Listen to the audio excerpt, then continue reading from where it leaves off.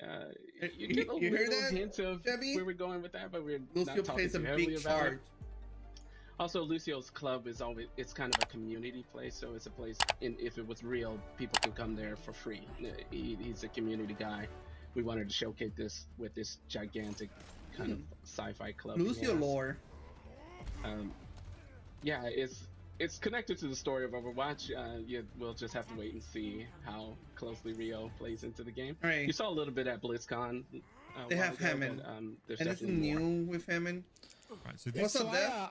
I do have a question for Jeff. Sorry to cut you off, Mitch, but I do have a question if that's fine. So if I'm pretty sure like way back in the day, there was like an interview that I read that was like 5 was too small and 7 was too big for the roster limit, and then 6 was perfect. But like I'm kind of curious like where along like the Overwatch timeline did that philosophy kind of change? Like was it role lock? Was it like people learning how to play the game better?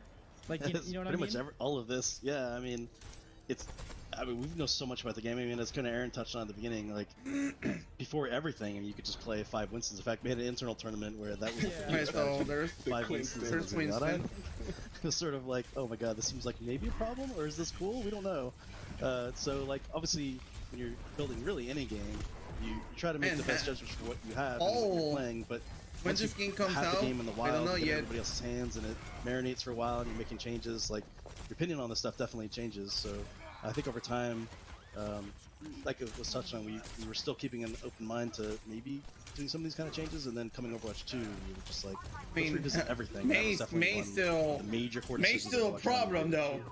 He doesn't have her freeze, but just still killing people. Much better. Maybe we were wrong all along. Although people always say it's kind of a design thing. I don't know why you guys are crying about. She can't freeze. She can't freeze. Who knows? Yeah.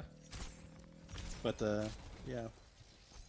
So obviously this is a hybrid map. I don't know if I mentioned that at the beginning here. So much in the same way as Kings Row, we'll find control of a payload I see here, she's which will eventually still roll on out, and we kind of teased. So these payloads. Also, I'm no stranger to peacocking. Look at what I'm wearing. But this that's cool. This is great. Obviously, we tell a story it's like a float. in Overwatch 1 with these payloads here. So looking forward to seeing how that story gets fleshed out. What I'm seeing already is real difference in map geometry, right? As we move into the second phase, all of a sudden it's less about look at the orb. overpasses, and it's just this jumble of all these buildings and so much high ground here. Really feel like the way you play the map changes drastically here. Oh yeah, Reaper is gonna be good. Oh, you can go ahead. Oh, that was just one thing. We're trying more of this phased approach with the visuals and the gameplay as we move through the space. So you saw it was a bit more open. As you get the payload, there's a feeling of changing gameplay and art as well. So this visual progression as well as gameplay. And you haven't died. It's much more clear in some of the newer maps we're working on. Yeah, one thing that maybe it's just a coincidence, but I feel like a lot of chokes in Overwatch 1, like specifically like I think like Hanamura first or like going through King's Row second, they're very like tight, and like it's like perfect for like a Reinhardt shield to spread across, and it can be like, you know, a real pain to get through those sometimes because you feel like you really only have like one way to go through. But I'm seeing, at least in the other 2 maps that we looked at, a lot more flanks and ways to access the point, and I think that's overall better for the design, because I feel like especially on Hanamura first, like going through that choke is kind of, you know, it can be real not fun sometimes if you're just not clicking, or if it's just, you know, they have a hard comp that you just can't counter, and I think it's just better overall. Yeah, we want to give players more options to solve a problem. Say they're stuck at the choke, they have a few more options to break through. Basically, they don't have to rely fully on the tank powering through this time. But yeah, that's always the thing. We're trying to improve the options the players have to solve situations. Are there going to be previous maps in Overwatch 1 that will be reworked, or we don't know yet. Can you not say? Is that secret? No. Or? I don't know. Okay, fair enough. So obviously, you've got one less hero on the battlefield. Your maps are much more labyrinthine, I guess, or just bigger, right? It's just a large, you know, there's so much more ground you could cover if you wanted to take a different approach. Oh, he missed. How do you sort of balance how big the map is, right? Because obviously there's a sense where, like, you know, if you go too far in one direction, right, it can seem quite barren. But here, like everything, there's attention to detail everywhere, right? There's so many crisscrossing ways of approaching the point.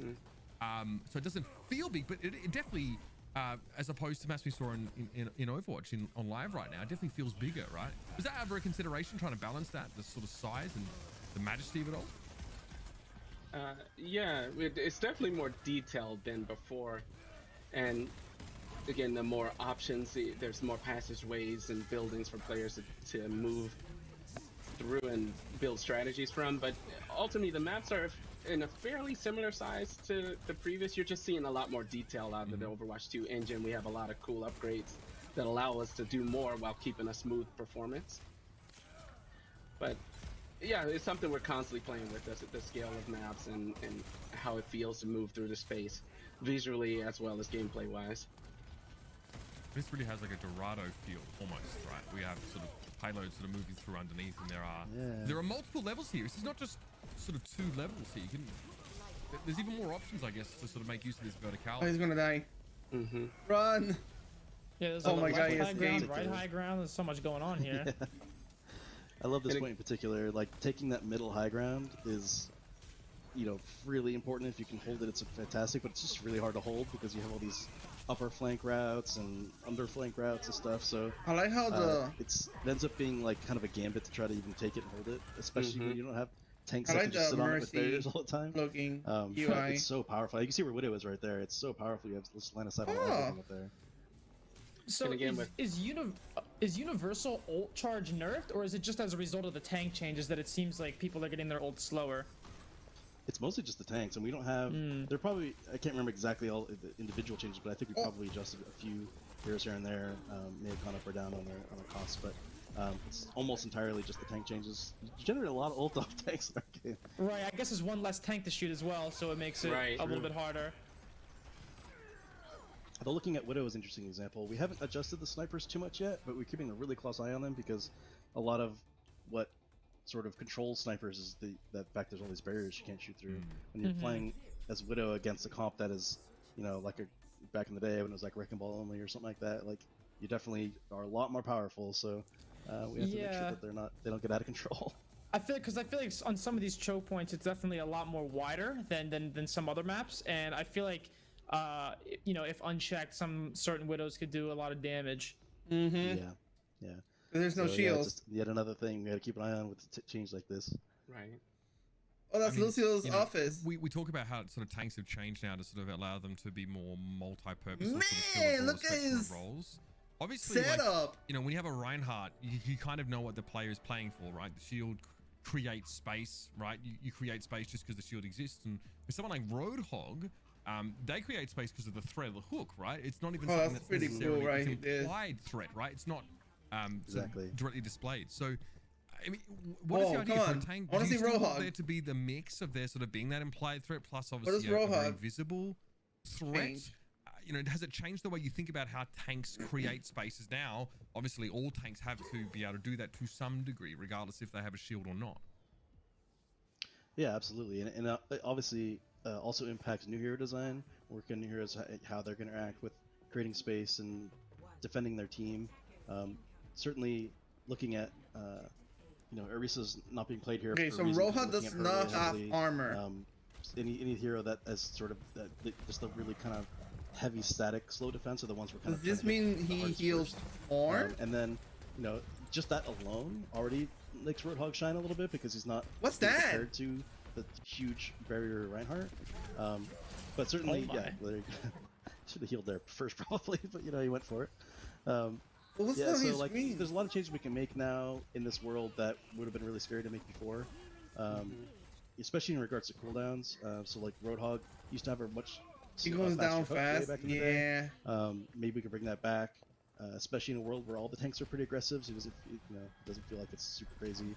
We still want to make sure there's enough like counterplay. We want to feel like I made him dodge the hook, and then we had no opportunity to attack because he just hooked again right afterwards. So certainly a balancing act, but a lot of the tank sort of tankiness can be just in the hero themselves now. Because if you get to go in and be threatening, like with all this extra damage, and just be hard to kill, you're just creating space by existing.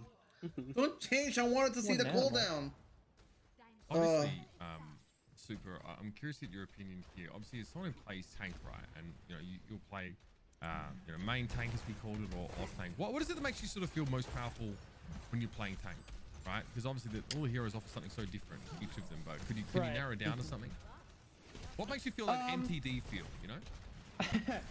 Yeah, I feel like a lot of it comes down to like decision making, right? And a lot of that currently is kind of based off of the fact of what your second tank is doing, which is obviously you know, no longer a thing because there's a removal. And I feel like this is really gonna have to rely a lot more on like your supports keeping you a lot more alive as opposed to like your off tank or secondary tank, you know, 7 seconds cooldown in coordination with you. Because the supports now, they only have to focus on one tank in particular, as opposed to, you know, having to split it between two. And I feel like that's probably gonna have to give a lot more. Tanks are gonna have to play a lot more, I guess, assertive, because they can't really rely on their other tank to make the decisions for them, or like to, you know, help them out in that way. I feel like it definitely changed.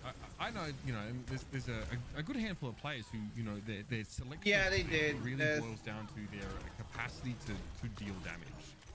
Well, I know. Like a lot of time, like you'll see them, right? You get these weird sort of Sigma Zarya comps, or you see like a lot of people just like playing Roadhog. Well, actually, they kind of did. Actually, you know, trying to make, you know, a what's the difference of a Roadhog though? Without just doing damage requires you to really think much more. If you heal more or something, that's what I kind of wonder. Like, outside of just doing a ton of damage, how do you sort of balance a tank to make them feel powerful without just pumping numbers into their primary fight? Yeah, I feel like that's probably a design philosophy that I'm maybe not qualified to talk about.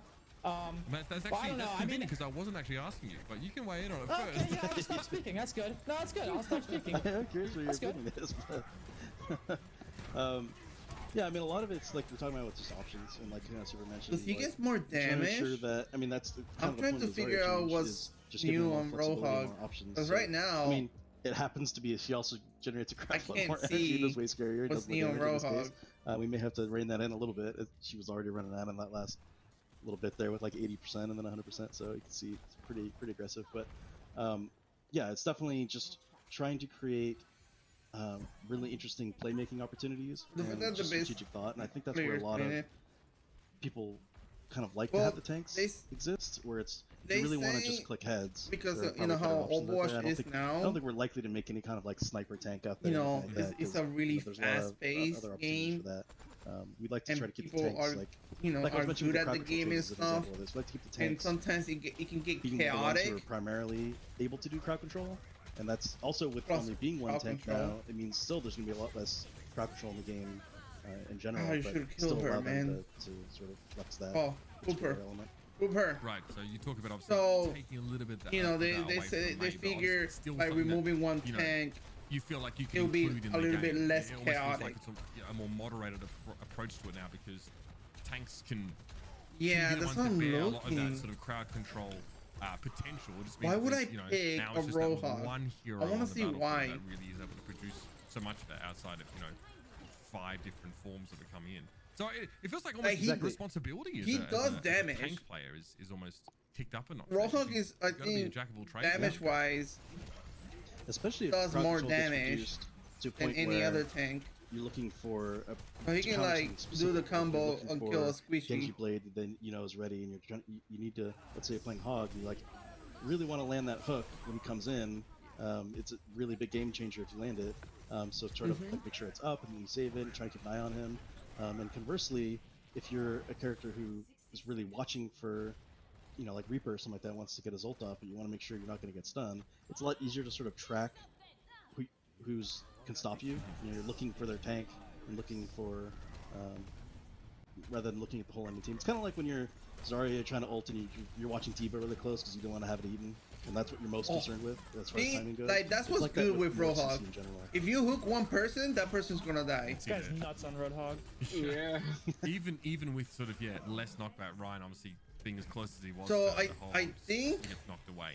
I sort of remember it was almost like a tooltip text loading into game sort of playing Overwatch. It's sort of Actually, said, now like, that I'm listen out thinking for about footsteps, it, like the you heavier have footsteps damage mean your opponent is reduction. potentially Oh, yeah. more dangerous to you.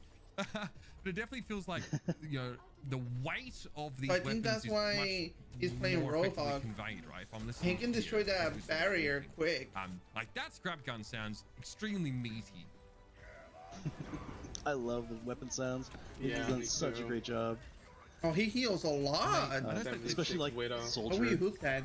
Oh, Widow, yeah, Widow's so Yeah, great. Widow is the sort of insane. like the echoing sound when you shoot in an open space. Oh my Mhm. god, it's fantastic. Hey, I look, really feel there's like a you're actually shield. holding a very high Let me caliber hook it. weapon, right? That actually has weight and it has a sense of kickback and sort of makes sound. And also like it, based on where you are in the map, you know, the environment, you know, I think this is maybe covered, I think, this time online as well, but it really feels like the environment, we were inside, you know, club, in Lucio's club beforehand, and that echo is really much more apparent, right? That the environment playing a big role in how things sound.